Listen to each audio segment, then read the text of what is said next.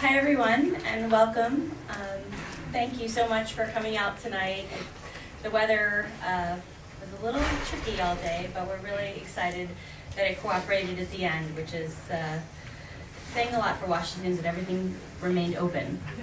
But I thank you all for coming out and spending some time with us tonight. My name is Nicole Tichon. I am the director of the Financial Accountability and Corporate Transparency Coalition here in DC. For those of you who don't know us, in 2011, a group of financial policy experts and activists on tax issues got together, and we really considered the fact that we needed to build a bigger tent. We needed to bring more folks in to build a campaign around offshore tax havens and anonymous shell companies.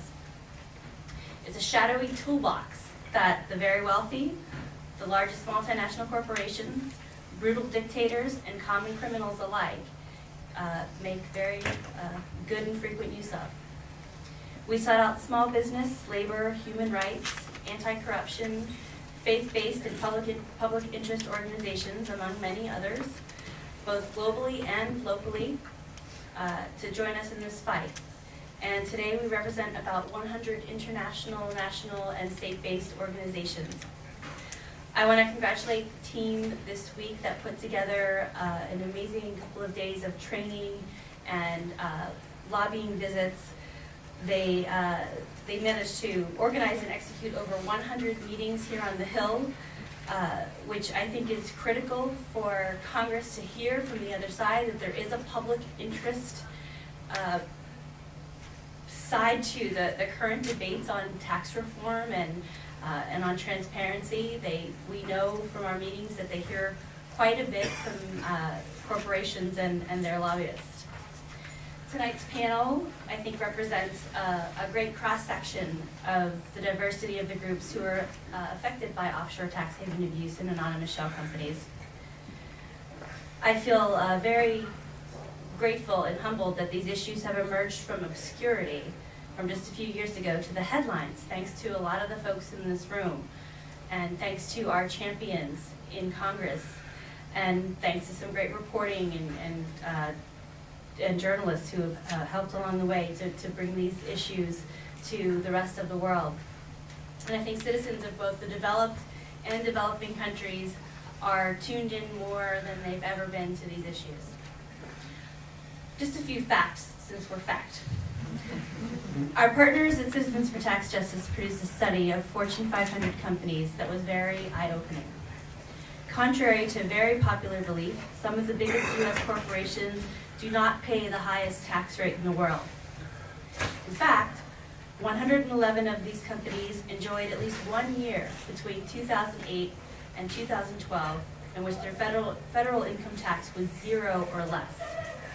26 companies, including Boeing, General Electric, Priceline.com, and Verizon, enjoyed negative income tax rates over the entire 5-year period, all the while enjoying pre-tax profits of $170 billion.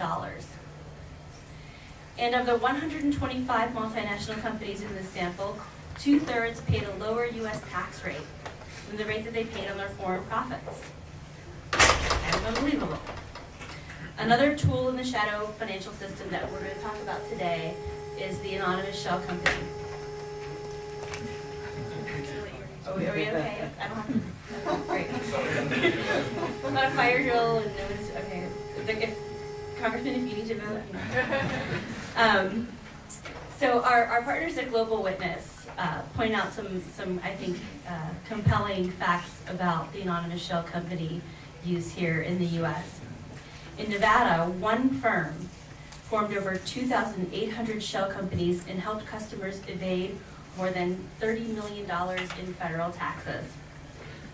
17% of business contributions to super PACs came from anonymous shell companies in the 2012 election cycle. This totaled nearly $17 million. An Armenian organized crime ring used 118 shell companies in 25 states to bilk more than $100 million from Medicare. And an anonymous shell company in New York own part of a Manhattan skyscraper and use it as a front for the Iranian government. Millions of dollars in rent were illegally funneled to Iran. Unbeknownst to the stores in the building, such as Juicy Couture, that were renting space. And this is just the tip of the iceberg. Thanks to our current system, in many ways, corporations and criminals are hiding their gains in plain sight. These companies are indignant when they're asked about their tax practices. They say it's legal. Well, so is child labor at one point. Just because it's legal doesn't mean it's right. And a lot of our partners are fighting very hard to make sense of the system that we have now and to really push for reforms that are going to change the way that the U.S. addresses these problems. Our panel and our speakers will provide their own meaningful stories and perspectives from the front lines of both Congress and from communities. So I will, on that note, turn it over to them. I'd first like to introduce from Chris Lucas from Senator Chuck Grassley of Iowa's office. Senator Grassley is the ranking member on the Judiciary Committee in the Senate and is a senior member of the Senate Finance Committee. These committees will be critical to all of the reforms that FACT is seeking, and we're glad to count Senator Grassley as a champion and original sponsor of the Incorporation, Transparency, and Law Enforcement Assistance Act. Mr. Grassley is a pragmatic leader who works with folks from both sides of the aisle, and it does so in the name of transparency and accountability, two things that are very near and dear to the FACT Coalition. So with that, I'll hand it over to Chris Lucas on behalf of Mr. Grassley.